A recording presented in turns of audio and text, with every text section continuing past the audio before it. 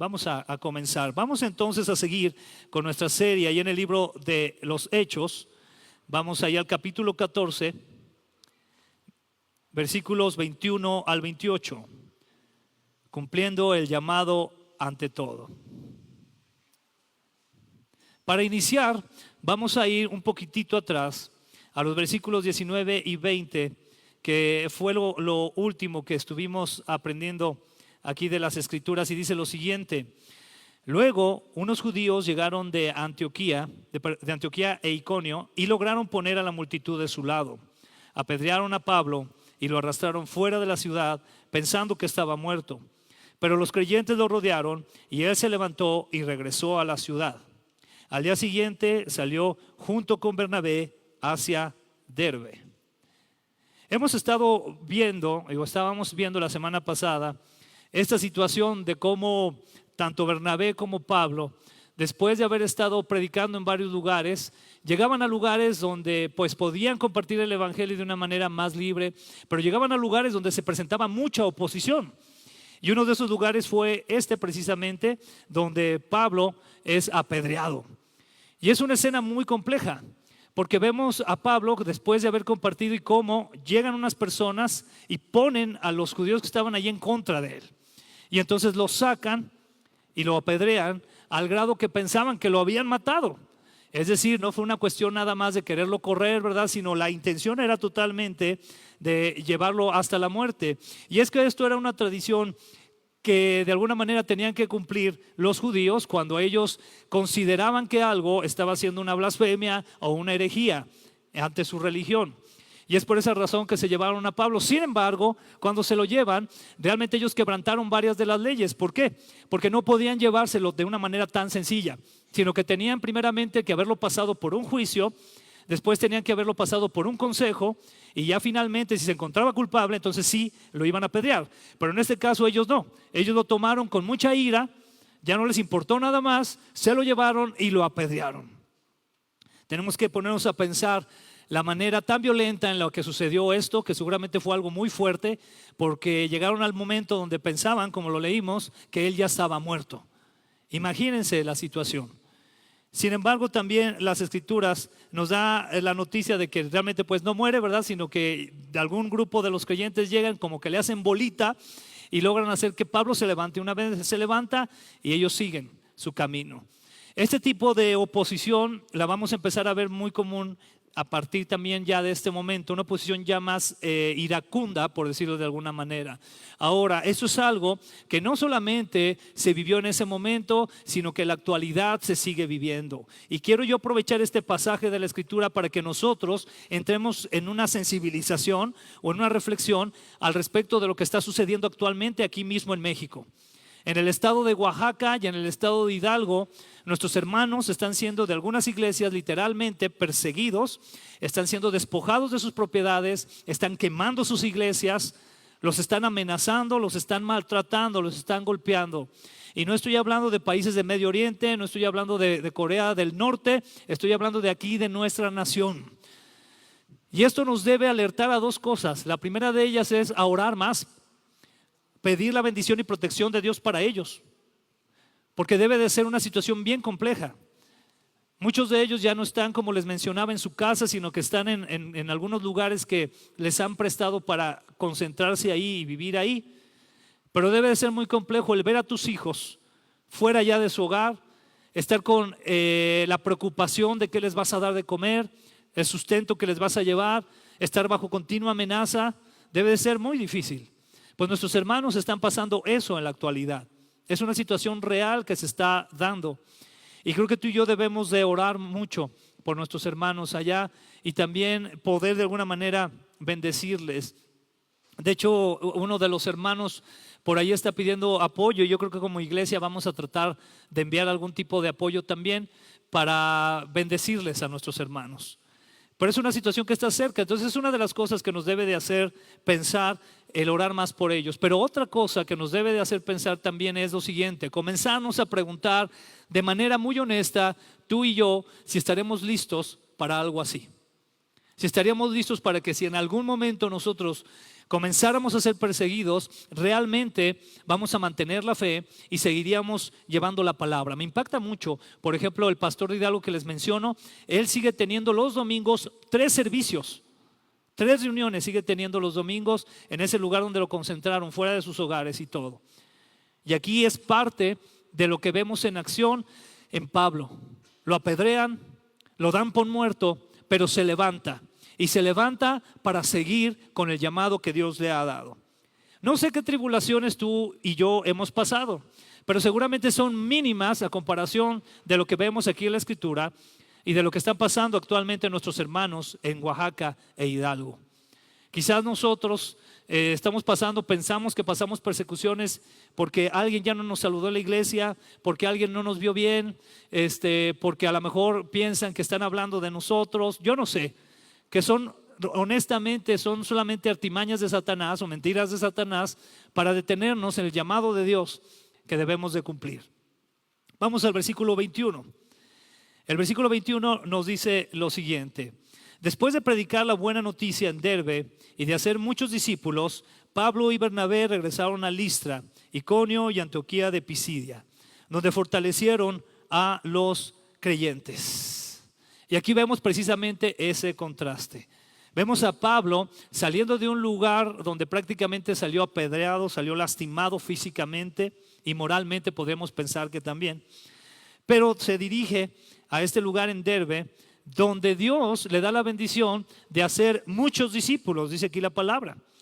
Y entonces ellos estaban ahí predicando y tuvieron esa bendición de que muchos los escucharan y muchos se acercaran al Señor. Tú y yo, en nuestro caminar en Cristo, vamos a tener estos 2 escenarios. Vamos a tener escenarios donde al llevar la palabra se nos presente gran oposición. Y vamos a tener escenarios donde al llevar la palabra el fruto sea mucho. Pero esto depende del Señor. ¿Qué es lo que depende de nosotros? El obedecer. El tomar el paso de fe y decir: yo voy a llevar la palabra independientemente de los lugares donde haya oposición o donde se me reciba con la palabra de una manera muy adecuada. Mi punto de obediencia es llevar la palabra. Eso es lo que yo tengo que cumplir. Y vemos entonces ese contraste de Listra a Iconio cuando ellos están predicando y hay aceptación, ¿verdad? Después de la oposición que vivieron. Debemos de estar en ese sentir. ¿Esto qué nos enseña? Nos enseña algo muy, muy sencillo, que es estar dispuestos siempre. Y aquí hay otra pregunta que tú y yo tenemos que hacernos. ¿Realmente estamos dispuestos siempre? Y quiero llevarlo aquí a la cuestión occidental. ¿Y sabes cuál es la cuestión occidental? La siguiente. En Occidente regularmente vivimos un cristianismo muy cómodo. Y pensamos que nuestro cristianismo está basado solamente en venir a la iglesia el domingo, en servir en alguno que otro ministerio, y todo lo que pase durante la semana, incluyendo mi mismo estado de vida o mi misma forma de vivir, como que se desconecta del Señor. Y ese es un grave error. ¿Y por qué sucede eso? Porque precisamente estamos cómodos. Porque seguramente llegamos a casa y gracias a Dios tenemos que comer, tenemos un techo que nos cubre, están cubiertas nuestras necesidades básicas y se nos olvida todo lo demás. E incluso caemos en un nivel donde si alguna de estas necesidades no están cubiertas como quisiéramos, hasta nos enojamos con Dios y nos ponemos rebeldes contra Él, ¿verdad? Y decimos: no, pues es que Dios ahora no me está cumpliendo con lo que yo quisiera, ¿verdad? Me dio frijoles y yo quería camarones, ¿verdad? Y nos ponemos en ese sentir. Y ese es un gran problema, porque aquí en Occidente, en gran parte de Occidente, no tenemos realmente oposición como en otros países. Sin embargo, pareciera ser que nosotros mismos generamos nuestra propia oposición de llevar el mensaje y de cumplir la palabra de Dios para nuestras vidas. ¿Sí me explico, hermanos? ¿Estamos todos aquí? Porque podemos decir: no, es que yo voy a una iglesia. No, es que yo estoy cumpliendo, ¿verdad? Sirvo de repente en la iglesia, en alguna área. Pero repito, llega esa semana donde nuestra desconexión con Dios parece automática y no estamos viviendo de una manera en que agrademos a Dios. Y cuando tú te desconectas de Dios, te voy a decir algo: lo último que vas a querer hacer es cumplir el llamado. ¿Y cuál es el llamado? Ir y hacer discípulos. Yo quiero volverte a preguntar. Te lo pregunté al inicio del año, ahorita ya estamos casi saliendo, ¿verdad? Qué increíble. ¿A cuántas personas estás discipulando actualmente? ¿Estás por lo menos compartiéndole de Cristo a una persona, discipulando a una persona? ¿O sigues todavía ensimismado en lo que tú estás pasando? ¿Te das cuenta cómo la oposición puede ir más allá de que nos metan a la cárcel o nos persigan? Va incluso a veces en los mínimos detalles de nuestra dinámica de vida, que en muchas ocasiones no honran a Dios, no le traen gloria. Para estas dos cosas deberíamos de estar listos, para llevar el evangelio tanto en el momento de oposición como en el momento donde todo parece estar bien. ¿Qué pasó con los hermanos entonces con los que compartieron Bernabé y Pablo? Bueno, hay algo muy interesante ahí, es que los animaron a continuar en la fe, es decir, Bernabé y Pablo animaron a estos hermanos a continuar en la fe y les recordaron algo que es la parte que a veces no nos gusta, ¿ok? Pero es real y sucede. ¿Qué es lo que les recordaron? Que debemos, quiero que repita después de mí, debemos. Esa palabra es como muy fuerte, ¿verdad? ¿Debemos qué? Que debemos sufrir muchas privaciones para entrar en el reino de Dios. ¿Qué fue lo primero que el Señor Jesucristo vino y predicó de manera directa? Él dijo, arrepiéntanse. ¿Por qué? Porque el reino de los cielos se ha acercado. ¿Quiénes por gracia del Señor podemos entrar al reino de los cielos? Pues los que hemos recibido de la gracia del Señor, ¿está de acuerdo? Pero aquí también pareciera ser que Pablo está dando a entender algo muy interesante, que debemos de sufrir en ocasiones por causa del reino del cielo, del reino de los cielos y poder entrar en él.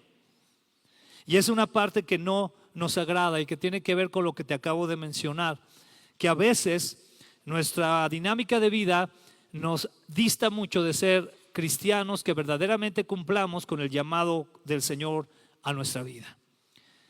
Esta palabra privaciones que acabo de mencionar viene del griego tilpis, que quiere decir lo siguiente: presión, aflicción, angustia mental o circunstancias angustiosas o prueba.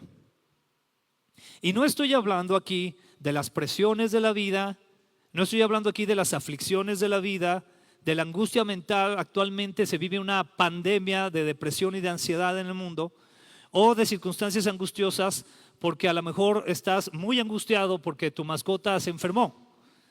No estoy hablando de eso. De lo que se está hablando es de todo aquello, de todas aquellas presiones, de todas aquellas aflicciones, angustias mentales, circunstancias angustiosas que vienen a raíz de cumplir el llamado del Señor. ¿Seguimos aquí, hermanos? Eso es de lo que estamos hablando aquí. Por ejemplo, ¿qué podemos recibir?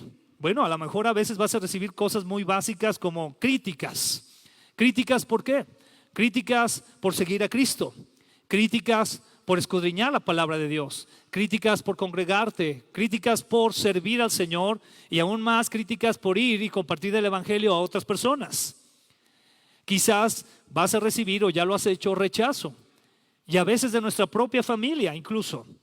Quizás persecución, como lo están ahora pasando nuestros hermanos en Hidalgo y en Oaxaca. Quizás violencia. Yo alguna vez pregunté aquí, ¿verdad? Y lo hice con mucho respeto, pero pregunté, ¿quién de aquí alguna vez ha sido apedreado en la calle por ir a llevar el evangelio? Yo creo que ninguno de nosotros.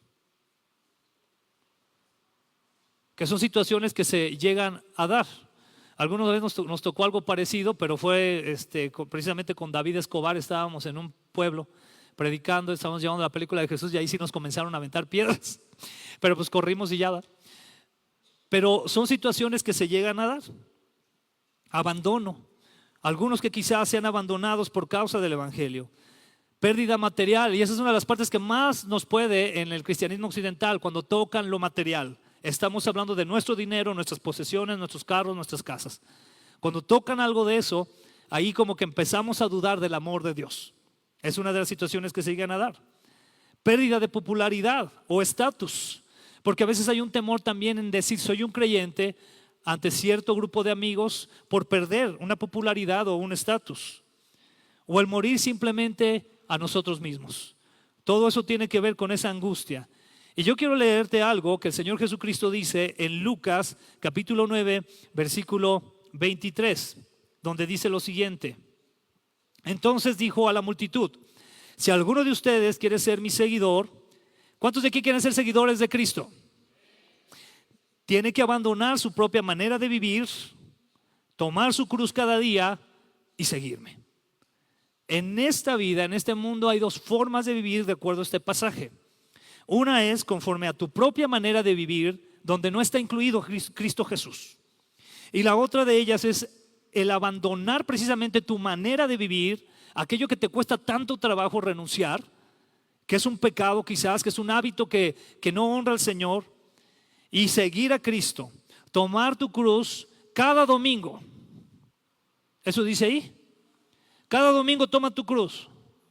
O sabes que cada que haya un congreso, toma tu cruz. Cada que haya un campamento cristiano, toma tu cruz. No, sino que es abandonar nuestra propia manera de vivir y tomar esa cruz cada día y seguir al Señor. Y yo le pido que en este momento el Espíritu Santo esté hablando en nuestros corazones y nos esté haciendo pensar en aquello a lo que tenemos que renunciar, aquello que tenemos que abandonar para seguir el camino de Cristo Jesús y no nuestro propio camino. Mateo capítulo 10, versículos 34 al 36 dice algo muy tremendo. Esto lo dice el Señor Jesucristo. No crean que vine a traer paz a la tierra. Ya desde ahí ya es como muy duro, ¿verdad que sí? A ver, ¿qué pasó, verdad? ¿Está diciendo eso Jesús, el que ve en las películas y en las series? Bueno, aquí dice, no crean que vine a traer paz a la tierra. No vine a traer paz, sino que espada. He venido a poner a un hombre contra su padre, a una hija contra su madre y a una nuera contra su suegra. Sus enemigos estarán dentro de su propia casa. ¿Cuántos de nosotros en algún momento hemos recibido rechazo de nuestra propia familia? Y yo te tengo una noticia, son cosas que tienen que pasar. Si tú has decidido seguir a Cristo, debes de estar preparado para esto, porque Jesús lo enseñó de tal manera que estemos preparados. Él no lo puso ahí como algo de no quisiera que, no. Él está diciendo en claro, ¿verdad? Me encanta cómo el versículo inicia con signos de admiración porque está haciendo un énfasis. Dice, no crean que vine a traer paz a la tierra. Muchos de nosotros a veces nos acercamos a Jesús buscando una paz interior, buscando paz en nuestra sociedad, buscando paz con nuestras amistades. Pero la realidad es que al acercarnos a Cristo Jesús, la paz que venimos a buscar o que necesitamos o que obtendremos es la paz con Dios. Estar reconciliados con Dios. Porque si no estamos en Cristo, la Escritura nos dice que somos enemigos de Dios y estamos en contra de Él. Eso lo dice Él. Pero se habla poco de esto, ¿verdad? Hermanos que a veces sufren persecución y están dispuestos a seguir el llamado, es porque entienden muy bien esto. Y no están renunciando al Evangelio, sino que continúan, porque saben que tienen que morir a ellos mismos. Vamos al versículo 23. ¿Qué pasa entonces ante la oposición? Bueno, vamos a ver que hay un fortalecimiento. El versículo 23 dice, Pablo y Bernabé también nombraron ancianos en cada iglesia, en estas iglesias que estuvieron visitando. Y dice, con oración y ayuno encomendaron a los ancianos al cuidado del Señor, en quien habían puesto su confianza. Pablo y Bernabé, en medio de la persecución, en medio de la oposición, en medio de todo lo que había, continuaron llevando el mensaje. Y no solamente continuaron llevando el mensaje, sino que comenzaron a preparar líderes, que tiene que ver con esto de ancianos, podemos decirlo como líderes o pastores, que estuvieran a cargo y estuvieran cuidando del crecimiento, del fortalecimiento de las iglesias en donde ellos habían estado. Porque obviamente ellos no podían hacerlo todo, ¿están de acuerdo? Tenían que dejar a más líderes, a más personas, y es algo que es muy sano en cada iglesia local. Cada iglesia local tiene que esforzarse por desarrollar líderes, hermanos que puedan estar al pendiente de otros hermanos. A veces esto lo hacemos de una manera también muy particular, ¿verdad? Hermanos que están al pendiente de los niños, hermanos que están al pendiente de los jóvenes, hermanos que están al pendiente de los, por ejemplo, de los hombres de la iglesia, de las mujeres, de los matrimonios, de tal forma que podamos ser cubiertos y podamos ser atendidos y seguir creciendo en Cristo Jesús. Pero dice aquí que este nombramiento que hicieron llevó también mucha oración y llevó ayuno. Oraron al Señor y le pidieron la guía para dar precisamente esa facultad o esa autoridad a estos hermanos como ancianos o pastores. Y después de haber orado y haber ayunado y recibir la guía del Señor, entonces encomendaron a estos ancianos o pastores al cuidado del Señor. Es decir, dijeron, ok, aquí están ya listos esos líderes, continuamos nosotros sabiendo que ellos ahora están en las manos del Señor. Todo líder que está siendo levantado por la gracia del Señor realmente queda en las manos de Él. No queda en las manos de otra persona, sino en las manos del Señor. Y todos aquellos que han sido llamados a un liderazgo es algo que deben de tener muy en cuenta. Realmente su fortaleza, realmente su cuidado está en manos del Señor, más allá que de otro líder. Claro que debe de haber un cuidado, pero el cuidado principal está por parte del Señor. Y muy importante lo que menciona, que en Él habían puesto su confianza. Estos líderes confiaban en el Señor más que en Pablo y Bernabé. Amén. A veces tú y yo confiamos demasiado en algunos líderes o personajes. Y en ocasiones yo me atrevo a pensar, de hecho yo lo veo de esta manera, hemos caído en un tipo de idolatría moderna, donde levantamos así muy en alto a ciertos pastores, líderes o predicadores. Una cosa es decir, he sido bendecido, y otra cosa es tenerlo muy en alto, al grado incluso de ponerse a favor de un hombre o de otro y generar hasta debates por defender una postura u otra. Eso a mí en lo personal me parece idolatría, porque no están poniendo realmente su confianza en el Señor, como en el caso de estos líderes que Pablo los dejó y Bernabé los dejaron, que confiaran en el Señor, no en Pablo y Bernabé. ¿Estamos de acuerdo? Y esa es la confianza que debemos de poner. Ahí debe de estar puesta nuestra confianza. Amén, gloria a Dios. Hay hombres muy usados por Dios y gloria a Dios. Pero si tu confianza, si tu fe, si tu doctrina está puesta en un hombre, está mal. Porque ese hombre cualquier día puede caer. ¿Y qué va a pasar contigo? Si tus pies no estaban en la roca, te vas a deslizar. Nuestra confianza debe estar puesta en el Señor. Por eso a veces de lo personal yo soy muy partidario, ¿verdad? Yo veo mucho en internet críticas de unos a otros, ¿verdad? Que se están echando unos y luego otros y parece que están como, yo me imagino a estos hermanos viendo el internet todo el día para ver quién dice algo que les parece hereje y poder hacer videos de eso. Cuando más bien deberíamos estar ocupados en otra cosa, en poner nuestra vista en el Señor. Algunas claves entonces, o algunas características clave de la iglesia cristiana al nombrar y encomendar podrían ser las siguientes: que se debe desarrollar líderes que continúen y expandan la obra del Evangelio. ¿Cuántos sabemos que nuestro paso en esta tierra es momentáneo? ¿Sabes que una de las últimas cosas que piensa el hombre es en la muerte? Pero un día, tarde o temprano, es lo más seguro que va a llegar. Y en eso también se muestra el poder de Dios, porque Dios así lo estableció. Está establecido para los hombres, dice la Escritura, que mueran una sola vez y después de esto el juicio, dice la palabra. Y muchas personas caminan día a día pensando que nunca va a llegar ese momento, pero tarde o temprano, de una manera u otra, va a llegar. Y tú y yo necesitamos desarrollar líderes que continúen con el llamado del Señor. Un anhelo muy fuerte para los que somos padres debería de ser el siguiente: que nuestros hijos continúen el llamado. Que nuestros hijos, a partir de ver el ejemplo que pudimos dejarle, la administración que pudimos darle, ellos continúen llevando el mensaje de salvación, continúen sirviendo al Señor. Que cuando ellos volteen atrás y recuerden atrás, ellos puedan decir: yo quiero seguir llevando el mensaje como mi papá, quiero seguir llevando el mensaje y traer consejería o traer aliento como lo hizo mi mamá. Hacer esto sería algo muy importante, pero debemos de continuar con el legado. Y es algo que se debe de seguir expandiendo, el desarrollo de líderes. También esto expande a iglesias y más congregaciones. Hay mucha necesidad. Aquí en Aguascalientes me parece que el 1 o 2% de la población es cristiana. Somos muy pocos y podemos ser más. Hay mucha necesidad.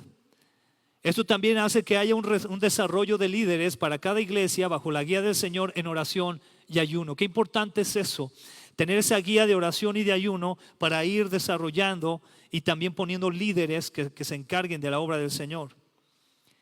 Otra también característica clave es el encomendar a los ancianos, pastores o líderes al Señor Jesucristo, quien es la cabeza de la iglesia, bajo oración y ayuno. Hay algo muy peculiar que tiene la iglesia cristiana, lo voy a decir de esta manera: iglesia cristiana evangélica o iglesia cristiana protestante, como querramos verlo. Algo muy peculiar es que la cabeza de la iglesia es Jesús. Amén. No es ninguna otra persona. La cabeza de la iglesia para todos los cristianos es Cristo. De tal manera que es por eso que no tenemos así como un líder general, ¿verdad? Una persona que digamos, bueno, Él es la persona que nos dirige, ¿verdad? Y Él está como en medio de nosotros y Dios. No, es Cristo Jesús directamente, amén. El líder de la iglesia, la cabeza de la iglesia es Jesucristo. Y cada líder debe de tener eso muy en claro. Cada uno de nosotros que servimos y buscamos al Señor debemos de tener en claro que el Señor de la iglesia es Cristo. Amén. Él es quien reina en la iglesia. Versículo 24 y 25 dice así: luego atravesaron nuevamente Pisidia y llegaron a Panfilia. Predicaron la palabra en Perge y después descendieron hasta Atalia. Es decir, continuaron con el llamado que Dios les estaba dando en medio de oposición, en medio de buen recibimiento como Derbe, en medio de todas las circunstancias, después de haber estado nombrando líderes, después de estar dejando en orden las iglesias, siguieron predicando la palabra de Dios. Y así mismo pasará con nosotros. Va a haber ciclos quizás, momentos en los que Dios nos quiera tener en un lugar y momentos donde quizás Dios quiera que estemos en otro lugar, o estemos predicando en ciertas circunstancias y después en otras más. Pero lo importante aquí es no parar. La dinámica que estamos viendo aquí en estos versículos es la siguiente: vemos un Bernabé y un Pablo que están como caminando, no descansan, hay oposición, de repente lo reciben bien, pero ellos siguen caminando, se detienen, ven quiénes pueden ser líderes, siguen trabajando, siguen llevando la palabra de Dios, continúan con lo que tienen que hacer, y así debe de ser en nuestra vida. La realidad es que en todo creyente que hemos recibido un llamado del Señor, no hay retiro o jubilación. Amén. Debemos de continuar toda la vida en la medida de las posibilidades que Dios nos dé, pero debemos de continuar. Me impacta mucho sus hermanos ya con muchos años de edad que siguen llevando el evangelio, que siguen dando la palabra del Señor. Me sigue impactando mucho el hermano Wayne Myers, de edad tiene más de 100 años y sigue todavía llevando la palabra del Señor. Increíble. De alguna manera u otra tenemos que continuar hasta el momento en que Dios decida tomarnos para Él. Amén. Debemos de seguir. Versículo 26 dice así: por último, regresaron en barco a Antioquía de Siria, donde habían iniciado su viaje. Y aquí entre paréntesis les recuerdo, donde habían recibido mucha oposición también. Los creyentes de allí los habían encomendado a la gracia de Dios para que hicieran el trabajo que ahora habían terminado.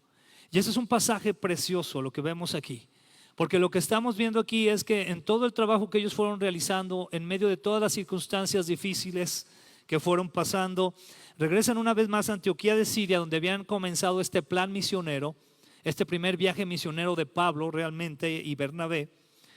Y entonces al estar ahí es como llegar y bueno, concluimos el plan. Hay muchas cosas que podemos rescatar de aquí.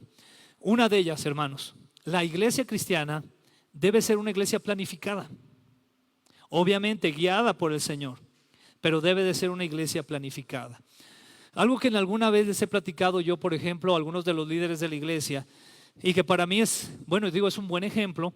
Me llama mucho la atención una de las universidades cristianas de aquí de México, de ahí del Centro Cristiano Calacuaya, con el pastor Gilberto Rocha. Tienen una carrera que tiene certificación por la SEP, tiene REBOE, tiene todo. Y esta carrera se llama Administración Eclesiástica. Y me encanta, porque en esa carrera los ministros les enseñan a tener buena mayordomía de la iglesia, a tener un buen cuidado de la iglesia. En medio de una cultura que tenemos latina, aquí me voy a meter más con el aspecto de los latinos que somos, donde a veces trabajamos más en medio de la desordenología. ¿Está de acuerdo? Nos decimos, bueno, esto lo puedo hacer ahorita, pero no pasa nada si mañana lo hago. Bueno, y dejamos todo para mañana. Me decía mi mamá a mí que yo era el hombre del mañana, porque cuando me pedía hacer algo siempre, mañana mamá, tú eres el hombre del mañana, me acuerdo que me decía. Y así somos en nuestra cultura. Y peor aún, cuando nosotros se nos dice, esto que se hizo no estuvo bien, hay que hacerlo mejor, hay que corregirlo. No me amas, no está el amor de Dios en él. Y nos ponemos así. En esta carrera precisamente que les hablo, una de las materias que llevan los ministros increíblemente tiene que ver con control de calidad. Imagínense eso. Y el control de calidad tiene que ver con un proceso de que planeas hacer algo, lo realizas de acuerdo al plan, después que lo realizaste, también lo llevas a evaluar. Lo evalúas y si salió bien, puedes continuar con él o mejorarlo. Y en la iglesia muchas veces no estamos acostumbrados a eso, a planear de una manera en la que hagamos las cosas bien para el Señor. Es bueno visionar, es bueno que la visión que tengamos a mediano, corto y largo plazo lo hagamos lo mejor posible para el Señor. Sabemos que la Escritura dice que hay planes en el corazón del hombre y que el Señor es el que da la última palabra, pero también nos habla mucho de la mayordomía y la prudencia que debemos de tener. Basta con la historia de los 3 siervos, que el Señor les dijo, ahí están los talentos, ahí te dejo, yo regreso después y te pido cuentas. Y sabemos lo que pasa, ¿verdad? Vemos aquí en este caso como esta planeación, donde Pablo y Bernabé trabajaron, hicieron todo lo que tenían que hacer y entonces regresaron. Como iglesia, hermanos, yo quiero exhortarlos y animarlos a que trabajemos en ese sentir, que planeemos bien para el Señor, que hagamos bien las cosas y que si hay algo que no nos salió bien al momento de evaluarlo, tengamos la humildad de decir, vamos a mejorarlo. No pasa nada, tenemos que mejorarlo. Y que nadie nos lo tomemos personal. Uno de los grandes problemas del mexicano y del latino es que todo se lo toma personal. Y no debe de ser así. No debe de ser así. Algún tiempo que me tocó trabajar en Estados Unidos, me llamó mucho la atención, ¿verdad? Que cuando había juntas, agarraban y, no, es que tú esto lo hiciste mal, deberías de haberlo hecho así, y esto lo hiciste tú mal, y esto sí, y empezaron a echarse, ¿no? Y yo decía, no, ahorita al final de la reunión yo creo que se van a pelear, ¿no? No, salían y, ¿qué onda? ¿Te sirvo un café? Sí, unas galletitas. Y no, ¿verdad? Que en México somos muy diferentes, ¿verdad? Recuerdo una ocasión también que me tocó acompañar al pastor Héctor Velázquez a una, le pidieron de esas cosas que a veces te piden como pastor, ¿verdad? Le pidieron acompañar a una pareja en su proceso de divorcio ante el juez. Entonces, pues a mí me llamó la atención, ¿verdad? Porque siempre había querido ver cómo era esa onda de la corte de gringa. Entonces, pues sí lo acompaño, pastor, y ahí voy, ¿no? Entonces estaba el clásico juez, como en Estados Unidos, ahí sentado, pero antes de la pareja que íbamos acompañando, esta pareja latina, estaba una pareja anglo o norteamericana, pues ahí. Y estaba el juez hablando con ellos y con los abogados. Y entonces el juez, yo nada más recuerdo que el juez dijo, bueno, la señora está pidiendo esto, y el señor está pidiendo esto y esto. Acérquense los abogados y díganme qué hacemos. Se acercan los abogados y sí, el señor dice que esto y aquello y lo otro, muy bien. ¿Ustedes están de acuerdo? Si estamos de acuerdo, paz, listo, váyanse ya. Y que le toca a la pareja latina. No, eso fue peor que caso cerrado, ¿eh?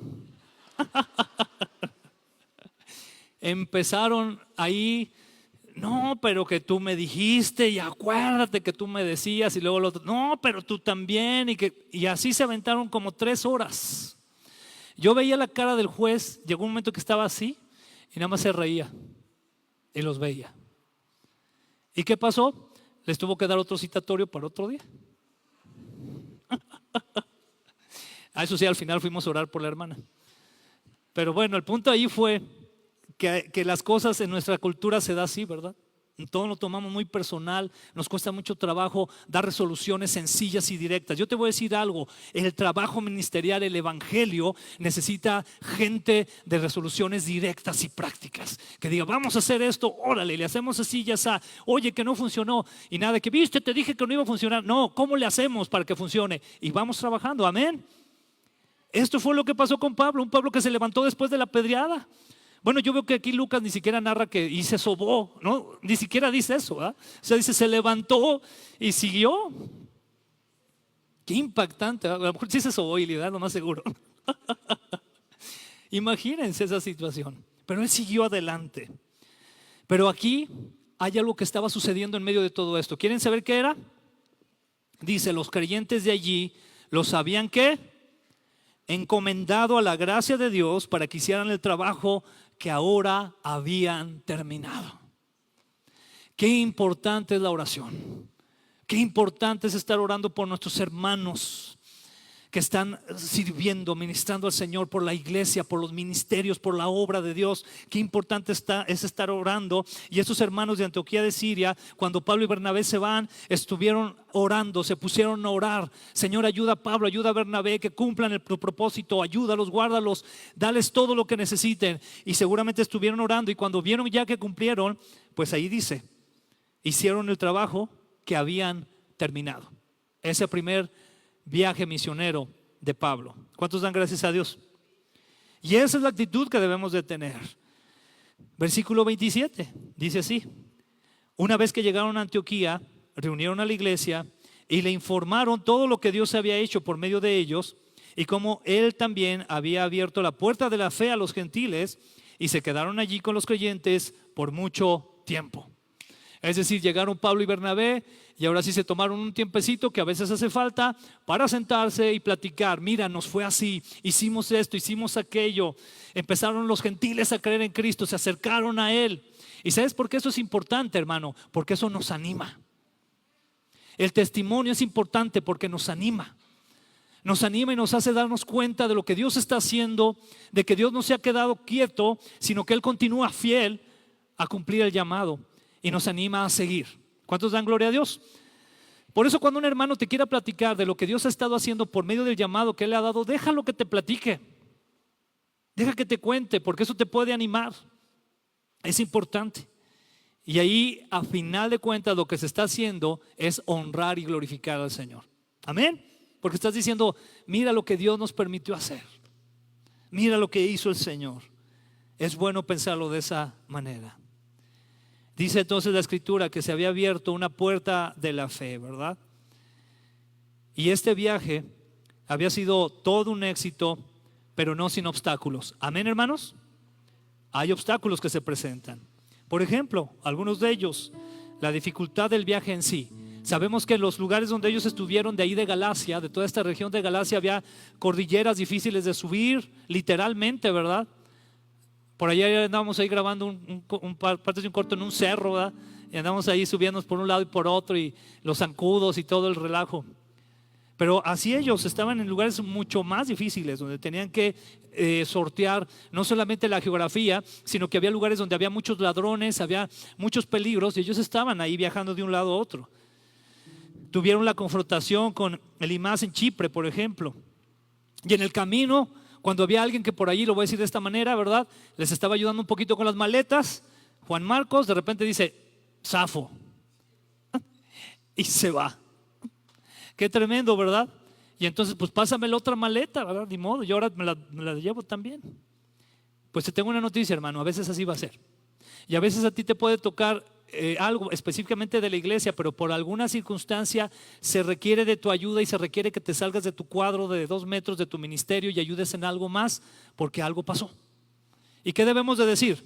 No, eso no me corresponde. ¿Qué debemos decir, hermanos? Amén. ¿En qué puedo apoyar? El ser expulsados también de las ciudades de Antioquía e Iconio, como ya lo mencionamos. La tentación de recibir adoración, ¿verdad? Con esos personajes, ¿verdad? Que los empezaron a confundir con dioses griegos, ¿verdad? Y así como que, ay, mira, pues el ser apedreado en Listra. Todo esto. Sin embargo, Pablo y Bernabé no serían disuadidos del trabajo que Dios les había dado. Siguieron adelante.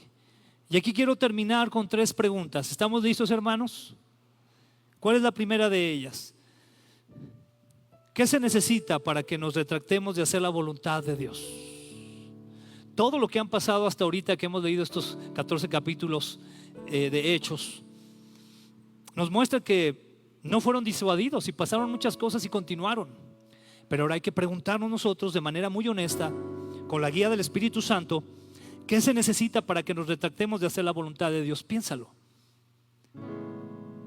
Otra pregunta muy importante es: ¿qué clase de tentación, obstáculo, y voy a añadir yo aquí también pecado u oposición, lo lograría? Porque esas cosas están ahí alrededor de nuestra vida, hermano. Y quizás nos estén haciendo que no cumplamos el llamado que Dios tiene para nosotros. Y entonces, aquí viene la última pregunta, y esa es la más importante de estas tres. O peor aún, podríamos pensar lo siguiente: ¿qué lo está logrando? ¿Qué quiero decir con eso? Que quizás ni siquiera estemos en el momento de decir: ¿qué me querrá estar disuadiendo? Porque al pensarlo de esa manera es porque tú estás cumpliendo el llamado de Dios, amén. Y al cumplir el llamado de Dios, tú tengas el temor y digas: ¿qué me podría disuadir? ¿Qué me podría traer un obstáculo? ¿Qué me podría tratar de impedir que yo cumpla el llamado de Dios? Pero eso es para los que están cumpliendo el llamado, amén. Pero aquí quizás ni siquiera estemos en ese momento, sino que estemos en algo peor, en una situación donde ya hay un obstáculo, donde ya hay una tentación, donde ya hay un pecado, donde ya hay alguna circunstancia que ya en este momento te está impidiendo cumplir el llamado del Señor. Eso es lo peor que podríamos estar ya pasando. Y quizás puedan ser muchas cosas. Quizás pueda ser lo material. Quizás pueda ser un pecado que te guste, que apapachas y que no quieres denunciar. Quizás pueda ser un hábito que no es agradable delante de Dios. Quizás pueda ser el pasado o alguna otra circunstancia, el trabajo, un hobby, alguna cosa que está logrando y que ya te disuadió de cumplir el llamado que Dios te ha dado en tu vida. Yo sé que muchos de los que están aquí, hermanos, tienen llamados específicos y particulares por parte de Dios, y es mi deber decírtelo, porque quiero ser obediente a la voz del Espíritu Santo. Es mi deber decirte que ya basta de eso. Tienes que retomar el llamado y tienes que hacer a un lado todo aquello que sabes que te está disuadiendo de seguir el llamado. Y en medio de la oposición, en medio de la adversidad o en medio de toda circunstancia, tú puedas decir: Señor, heme aquí. Voy a hacer lo que me estás pidiendo que haga y lo voy a hacer bien. Porque también sé que varios de aquí lo están haciendo a medias. Y Dios quiere las cosas bien hechas para Él. Una cosa es que abundemos en su gracia, hermano. Una cosa es que abundemos en su paciencia. Por eso estamos de pie. Pero otra cosa es que abusemos de la gracia de Dios. Y eso no debe de ser. Y por pensar de que bueno, pues al final de cuentas Dios me sostiene, me entiende, y pues bueno, me doy estos lujos. No, porque tú estás hecho para hacer cosas mejores para Él. Pero no puedes estar encadenado a algo que te esté disuadiendo de lograr el llamado del Señor. Porque si ya te tocaron las pedradas, como a Pablo, y te quedaste tirado, eso es muy triste. Dios quiere que te levantes. Y va a estar la iglesia del Señor para ayudarte, como estuvieron estas personas con Pablo. Y seguir el llamado. Amén, hermano. Es algo que el Señor quiere. Vamos a orar al Señor. Padre, en este momento nos acercamos delante de ti, Señor, humildemente, sabiendo que tú eres el Señor del universo, el Dios de toda la creación. No hay nada en el universo que no conozcas, ni no hay nada, Señor, que se salga de tu control. Tú tienes todo, Señor, el poder y toda la autoridad. Tú eres soberano. Ante ti, Señor, ante ti está rendida toda la creación. Y es por eso que ante ti venimos humildemente a rendirnos delante de tus pies, reconociendo tu señorío, reconociendo tu autoridad. Y queremos pedirte, Señor, que perdones, Señor, que perdones nuestros pecados, nuestras decisiones, nuestra dinámica de vida que nos ha apartado de cumplir el llamado tan específico que tú nos has dado a cada uno de nosotros. Primeramente, de ir y hacer discípulos a todas las naciones, enseñándoles todas las cosas que tú nos enseñaste por nuestro Señor Jesucristo y bautizándoles en el nombre del Padre, del Hijo y del Espíritu Santo. Y en segundo lugar, Señor, cumplir con ese llamado muy en particular que tienes para cada uno de nosotros, Señor. Perdónanos, por favor, si no hemos querido renunciar, Señor, a pecados, si no hemos querido renunciar a hábitos, a cuestiones que no nos dejan dar el 100% para ti. Perdónanos y ayúdanos, Señor, a responder cada día en medio de cualquier circunstancia al precioso llamado que tenemos, al excelente llamado que tenemos de llevar la buena noticia de salvación, que es que hay perdón en Cristo Jesús para todo aquel que se arrepiente de sus pecados y decida seguir a Cristo. Señor, ayúdanos a responder al llamado en medio de toda situación. Te pido en particular, Señor, por varios de mis hermanos, Señor, de mis hermanas que están aquí presentes y que han recibido un llamado, Señor, muy en especial para servirte. Te quiero pedir, Señor, que si hay algo que está estorbando, que si hay algo que está disuadiendo, Señor, que les impide continuar, yo te pido, Padre, que en el nombre de Jesús tú lo quites de en medio y que por tu gracia y el poder de tu Espíritu Santo tú les hagas retomar ese llamado, Señor, del cual un día delante de tu presencia, Señor, todos y cada uno te daremos cuentas. Te daremos cuentas, Señor, de los talentos, de las monedas que nos diste. ¿Qué hicimos con ellas? Ayúdanos, por favor, Señor, hay tanta necesidad. También quiero darte gracias por mis hermanos que los has llenado de talentos, de dones, Señor. Yo estoy sorprendido, Señor, y agradecido contigo, Señor, por tanto que les has dado, Señor. Y te pido que se den cuenta y lo vean. Por favor, Padre, en el nombre de Jesús. Amén, Señor.